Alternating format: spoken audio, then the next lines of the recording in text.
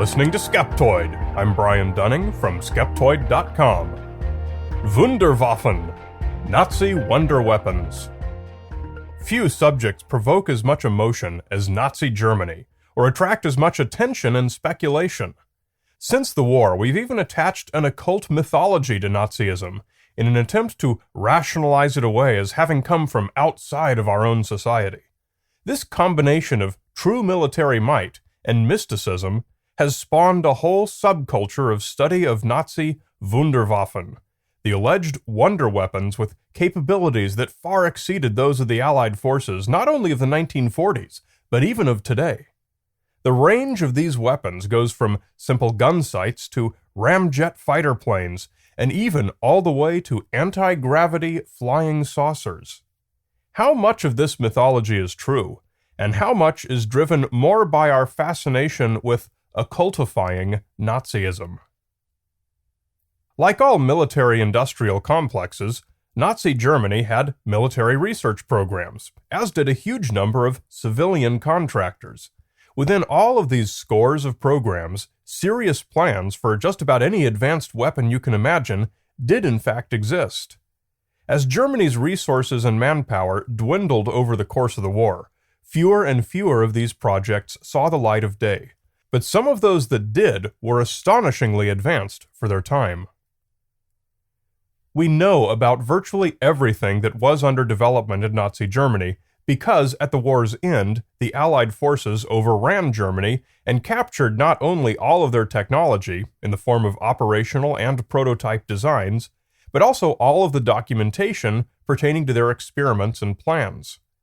In many cases, documentation was destroyed by the Nazis as capture became imminent, but this primarily regarded activities that were likely to be prosecuted as war crimes, such as the human experimentation programs at places like Auschwitz. All of the significant factories and design bureaus were captured relatively intact, and we have a very complete picture of what the Nazis did and did not develop. Real weapons that the Nazis did actually build and deploy included jet-powered fighters such as the Messerschmitt Me-262 and Heinkel He-162, and even a rocket-powered fighter, the Me-163. There were also a number of variants and derivatives of these and similar aircraft.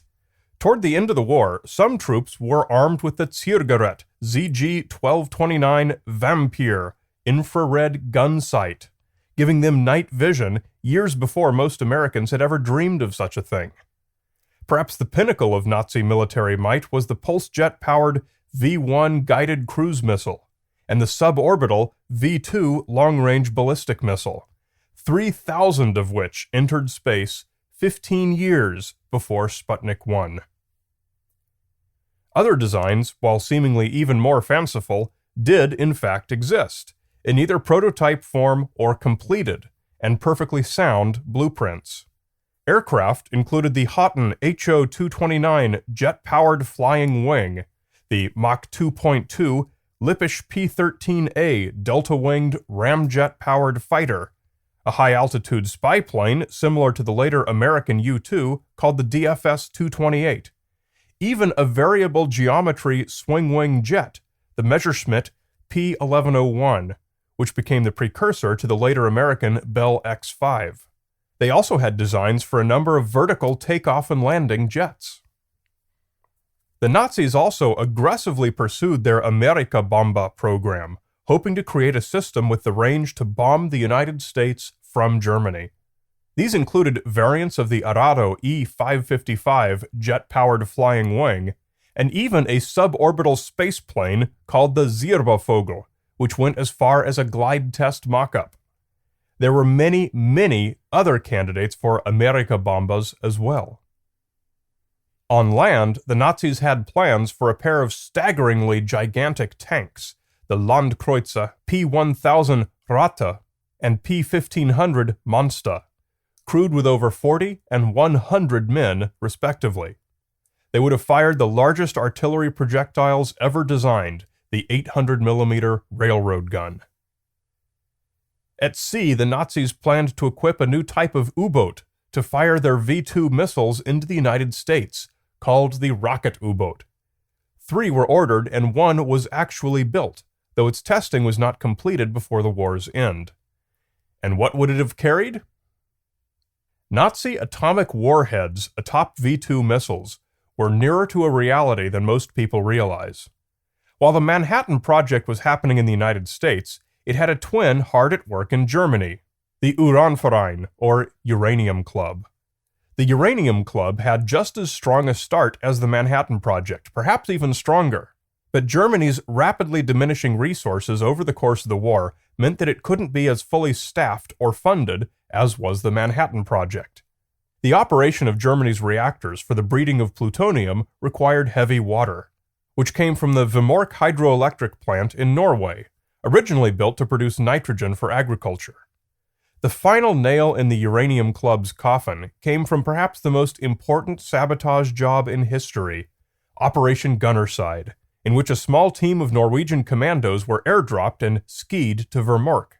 They climbed the cliffs surrounding the plant, entered through a utility duct, and planted explosives around the electrolysis chambers. The resulting explosions destroyed Germany's entire supply of heavy water, and most of the equipment needed to produce it. 3,000 troops were sent after them, but the Norwegian commandos all escaped. Several months later, production resumed, but was hampered by severe Allied bombing. Germany attempted to deliver what heavy water it had, and put the casks on a ferry.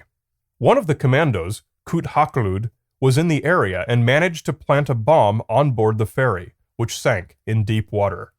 This marked the end of Nazi Germany's atomic weapons program. Several authors have alleged that Uranium Club scientists did, on several occasions, actually test atomic bombs. These were either hollow cores, meaning the shaped charge was in place to implode the plutonium core, but there was no plutonium, or a paraffin or silver core seeded with deuterium. But science historians have doubted the, at best, controversial evidence supporting these claims, and Germany's Federal Physical and Technical Institute performed soil tests in 2006 where the tests are said to have happened, and failed to find any chemical signatures. And all of this brings us to the final and most incredible of the Nazi Wunderwaffen, known as Die Glocke, which means the bell. The bell is said to have been a saucer-shaped aircraft, usually powered by a pair of rotating drums containing a mysterious iridescent purple liquid. It is this family of Nazi flying saucers, known by various nicknames and designations, that most of the Wunderwaffe mythology centers around. In all of the data and materials captured by the occupying forces, nothing remotely like the bell was ever discovered, alluded to, or even imagined. There is quite simply no record indicating that anything like it existed, outside of the undocumented claims made by a number of authors and individuals decades later. The inspiration of nearly everything found on the internet today about Nazi flying saucers is a book written in the year 2000 by Polish military historian Igor Witkowski called The Truth About the Wunderwaffe. Witkowski told an amazing tale. He was given access to, but not allowed to copy, the classified transcript of an interrogation by Polish agents of the Nazi SS officer Jakob Spornberg. Through this transcript, Witkowski claimed to have learned about Die Glocke. This account became popular in the West when aviation writer Nick Cook included it in his popular 2002 book The Hunt for Zero Point, a tale of the cranks and colorful characters who have tried to invent anti-gravity machines. Since that time, you've been able to find all you want on the internet about Nazi flying saucers. Whether Witkowski actually saw such a transcript or just made it up is unknown. He offered no evidence of its existence, and nobody else, inside or outside of Poland, has ever reported seeing such a thing. But what is known is that the SS officer Spornberg can't corroborate Witkowski's claim. Spornberg was executed as a war criminal in 1952. He'd been a field officer fighting partisans, and had never had any connection with science or aviation branches of the Nazi military. But there had been an existing mythos to anchor Witkowski's Glocke. Mythology has always surrounded the Nazis, perhaps because how incomprehensible was the Holocaust. Post-war fascination with Nazism has tried to explain it away as the result of some demonic influence stemming from mysticism and occultism. The Nazi regime has always been a magnet for occult theories. This was born mainly in 1960, when two French authors wrote a fanciful work called The Morning of the Magicians, in which they speculated about many mystical communities in Germany, among which was one inside pre-war Berlin called the Vril Society. The secretive Vril Society was said to be an inner circle among inner circles of various mystical, New Age, and occult orders. The book claimed the Vril Society formed the nucleus of the Nazi Party. No reference to a Vril Society has been found documented prior to this book. But the mysterious substance Vril was already itself embedded in popular consciousness. It had been since 1870, when the popular English writer Edward Bulwer Lytton published a science fiction novel called The Power of the Coming Race. In this story, the population of Atlantis escaped their sinking nation by fleeing to the hollow center of the earth. They possessed a magical fluid called Vril, which served as a limitless power source and the elixir of life. I've been able to find only one thread linking Bulwer Lytton's fanciful novel to the Nazis. In 1935, German astronomer and Rocky scientist Willy Ley immigrated to the United States, as did many of his countrymen. Ley was also a prolific writer, and mixed science fiction in with his science writing. For Astounding Science Fiction, he wrote an article called Pseudoscience in Naziland, in which he described a group that was literally founded upon a novel. That group, which I think called itself Wahrheitsgesellschaft, Society for Truth, and which was more or less localized in Berlin, devoted its spare time looking for Vril. And so we have a more or less complete timeline of the genesis of the Nazi UFOs. They are entirely the invention of authors outside of Germany, leveraging the public's hunger for strangeness associated with the Nazis. Today, any internet search for some of these terms will yield a tsunami of hoaxed black and white photographs, conspiracy theories of cover-ups, interviews with cranks claiming to have some insider knowledge, and endless lists of model numbers and designations of Nazi flying saucers that never existed. Within aviation and military history, no reference exists to flying saucers powered by drums of Vril or anti-gravity technologies.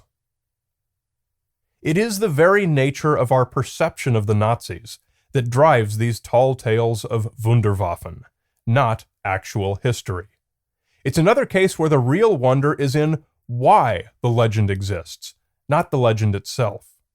The bell might never have flown, but it still offers us a fascinating lesson on why we believe.